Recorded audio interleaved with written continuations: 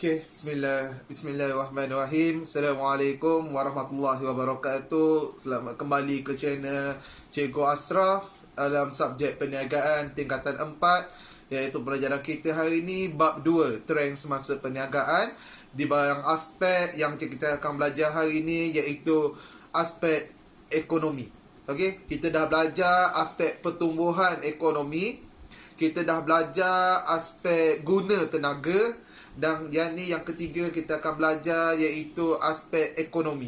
Dalam aspek ekonomi kamu akan belajar beberapa perkara: inflasi, inflasi dan deflasi. So video cikgu hari ni menerangkan tentang inflasi. Nanti deflasi cikgu akan buat another video. Okay, so apa itu maksud inflasi? Cikgu nak kamu bersediakan pen dan kertas. Pause dulu video cikgu, bawa pen dan kertas serta buku teks untuk pembelajaran kamu. Apa yang cikgu ajar, kita akan refer buku teks dan merujuk kepada soalan bentuk-bentuk soalan peperiksaan. Okay, bismillahirrahmanirrahim. Berkenaan dengan inflasi, apa itu inflasi? Inflasi ialah satu fenomena kenaikan harga barang secara berterusan. Okey? Ada dua poin dekat situ awak kena ingat. Satu fenomena kenaikan harga barang atau perkhidmatan secara berterusan.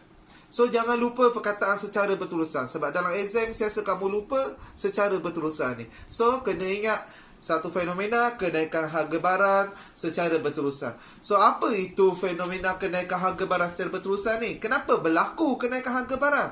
Okey, penerangannya di sini. Kenaikannya disebabkan oleh peningkatan permintaan terhadap barang atau perkhidmatan melebihi daripada jumlah barang yang ada ataupun melebihi jumlah penawaran yang ada. Contoh dia, realiti sekarang kamu tengok dekat kedai. Kalau dekat kedai, cikgu kalau pagi tengah hari cikgu keluar nak pergi kedai, beli apa? Nak beli roti gardenia. Pergi beli roti gardenia yang slice tu, dah tak ada dah musim COVID-19 ni. Kenapa?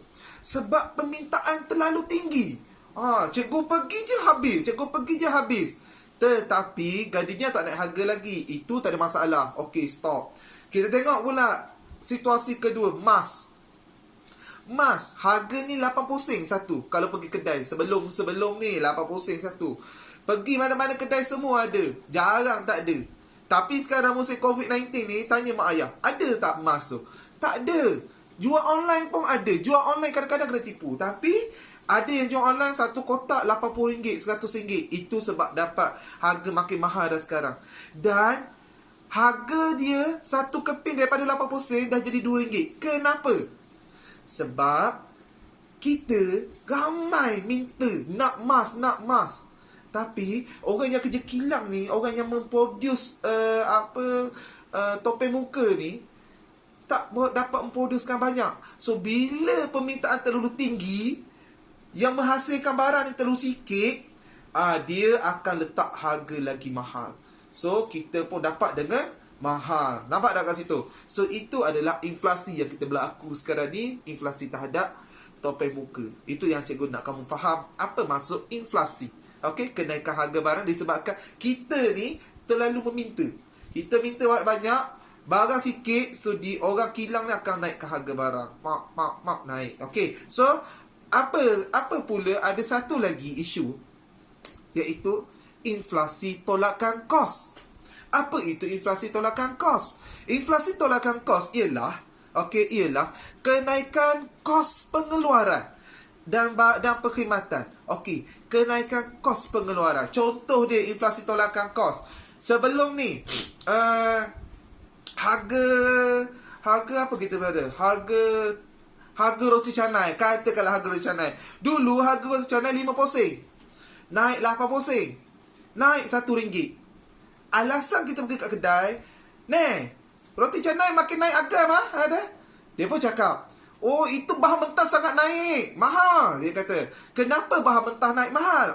Itulah nama dia, inflasi tolakan kos. Di mana Bahan mentah nak buat roti canai tu, tepung tu naik harga. Kenapa bahan mentah tu naik harga?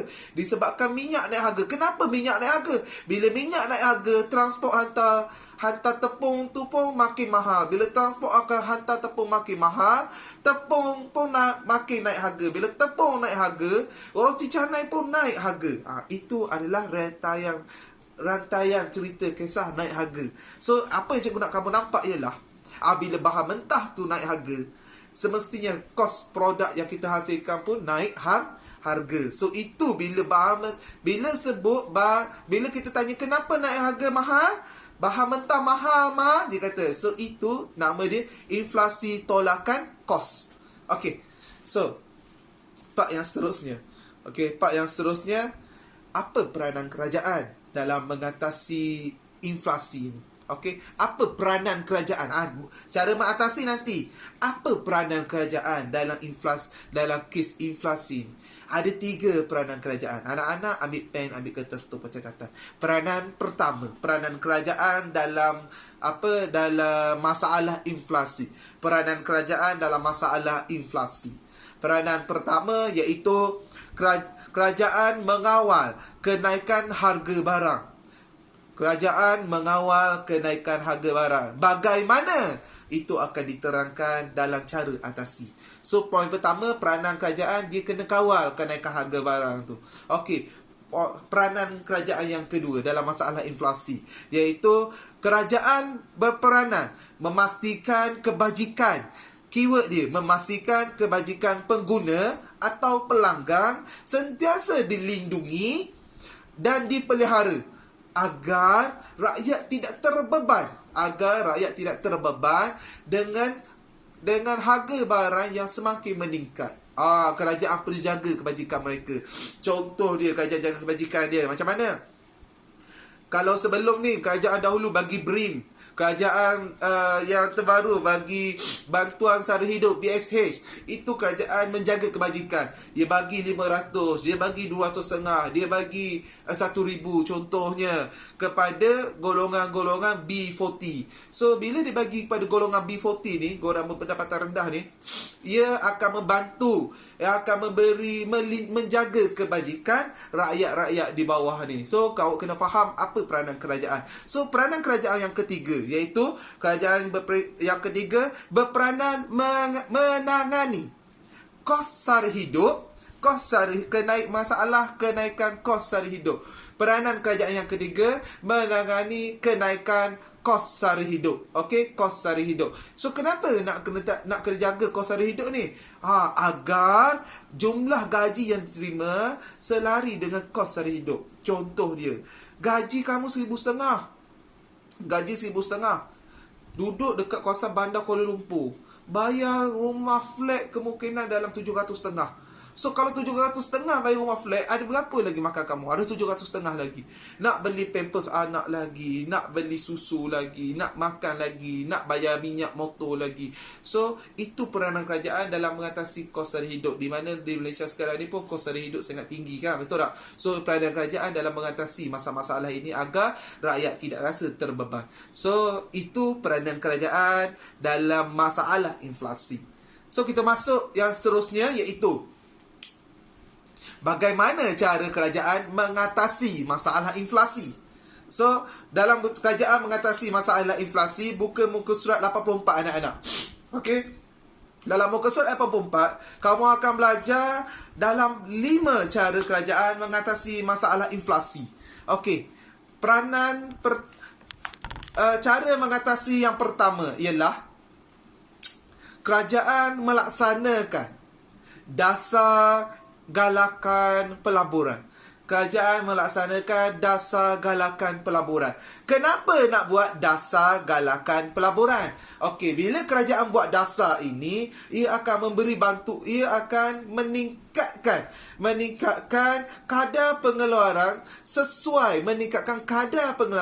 sesuai dengan permintaan daripada pengguna. Kitalah pengguna. Okey, so bila kita bagi galakan, kita bagi duit, kita bagi galakan pelaburan kepada pengilang-pengilang ni. Kerajaan bagi galakan kepada pengilang-pengilang ni. Galakan tu apa? Mungkin dia bagi duit ataupun mungkin dia kurangkan cukai.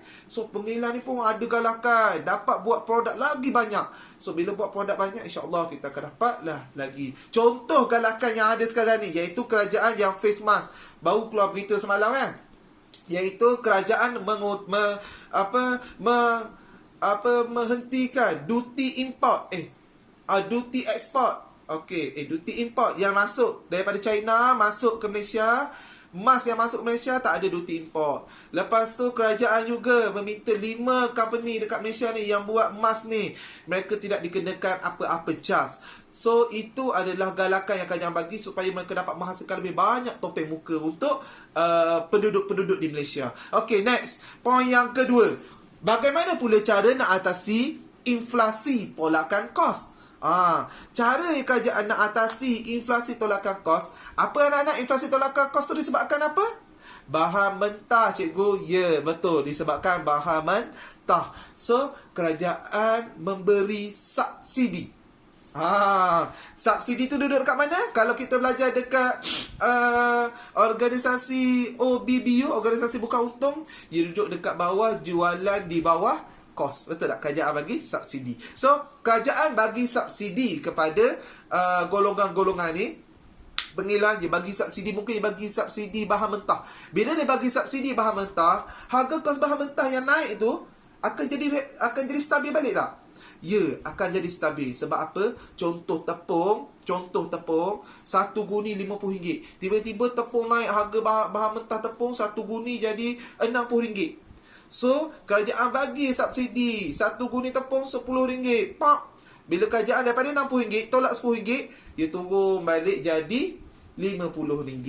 So kerajaan bagi subsidi. Kiranya harga bahan mentah, harga jual produk barang siap akan stabil, tak naik harga disebabkan kerajaan bagi subsidi. So ingat, kalau inflasi tolakan kos, apa kerajaan bagi? Subsidi. So poin yang ketiga. Dalam poin yang ketiga, kita akan belajar iaitu kerajaan meningkatkan kadar faedah. Kadar faedah. Kita dah belajar sebelum ni. Kalau sebut kadar faedah, dasar fiskal ke dasar kewangan? Semestinya dasar kewangan. Siapa yang buat dasar kewangan? Siapa yang melaksanakan dasar kewangan? Bank Negara Malaysia. Cikgu dah sampuk dah cerita yang sebelum tu. So dasar kewangan di bawah Bank Negara Malaysia. Sebab apa permintaan terlalu banyak? Sebab kita ada duit. So bila kita ada duit, kerajaan nak atasi orang yang banyak duit ni, apa kerajaan nak buat? Kerajaan curi ke? Tak. Kerajaan akan memberi, kerajaan akan memaklumkan kepada Bank Negara, cuba lihat ujuran. Boleh tak kita naikkan kadar faedah simpanan? Bank Negara kata boleh. So bila dia naikkan kadar faedah simpanan, interest simpanan, meningkatkan kadar faedah simpanan. Bila awak simpan RM1,000, cukup contohnya setahun ataupun 5 tahun, kamu dapat contohlah. Ni contoh nak mudahkan faham. Simpan RM1,000, 5 tahun dapatlah RM1,300. Contoh. So bila dapat RM1,300, nampak tak contoh? Daripada RM1,000 dapat RM1,300, kamu nampak duit tu bertambah, makin banyak duduk dekat bank. So orang akan simpan duit dalam bank. Bila orang simpan duit dalam bank, disebabkan kadar faedah simpanan semakin meningkat. Simpanan bukan pinjaman simpanan. Bila kita simpan duit lah kocek ni, kita bagi kat bank. Simpan duit dalam bank, kita ada duit lagi kat poket. Dah tak ada, sikit lah. Bila kita ada sikit duit kat poket, kita nak meminta banyak lagi beli barang. Tak dah, sebab duit dah tak ada dalam poket.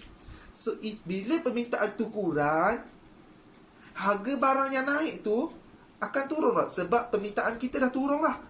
Ya, bila permintaan menurun, harga barang yang mahal tadi pun diturunkan.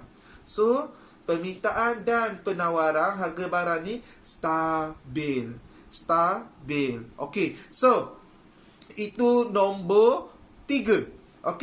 Apa tujuan dia? Meningkatkan kadar faedah simpanan bagi mengurangkan tekanan permintaan.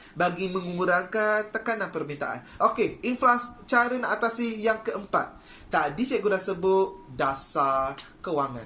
Sekarang ni cikgu nak sebut, kerajaan juga melaksanakan dasar-dasar kerajaan. Apa dasar kerajaan yang dilaksanakan? Okey, poin keempat. Kerajaan akan melaksanakan dasar-dasar yang boleh membantu rakyat,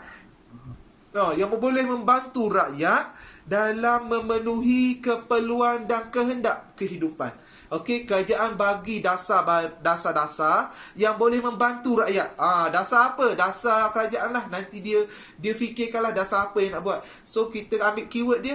Kerajaan melaksanakan dasar-dasar kerajaan yang boleh membantu memenuhi keperluan dan kehendak rakyat. Okey, so itu yang keempat. Yang kelima, bila negara dalam keadaan stabil dah, kerajaan akan memastikan barang-barang yang banyak dekat Malaysia ni bila dah stabil. So kilang dah boleh buat banyak dah produk barang, permintaan dah stabil, kerajaan akan minta. Kerajaan akan bagi tahu, kamu barang produk kat kilang ni pergi ekspor ke Uzbekistan contohnya, ke Pakistan, ke apa lagi, ke Singapura, ke Vietnam contoh. So bila ekspor barang ke luar negara, kerajaan menggalakkan aktiviti ekspor dengan apa? Bila kerajaan galak aktiviti ekspor ke luar negara, kerajaan dapat kutip cukai. Dapat kutip cukai melalui apa? Melalui duty import. So itu sahaja anak-anak yang kita belajar hari ini. So ingat, apa rumusan pembelajaran kita hari ini? Awak akan belajar pertama, maksud inflasi, iaitu kenaikan harga satu fenomena, kenaikan harga barang secara berterusan. Yang kedua, awak akan belajar apa maksud inflasi tolakan kos, iaitu kenaikan kos bahan mentah. Awak belajar juga tiga peranan kerajaan dalam masalah inflasi. Yang keempat, awak belajar bagaimana kerajaan mengatasi inflasi dalam 5 langkah tersebut. So itu saja daripada saya. Sekian, terima kasih. Cikgu Ashraf, Guru Perniagaan.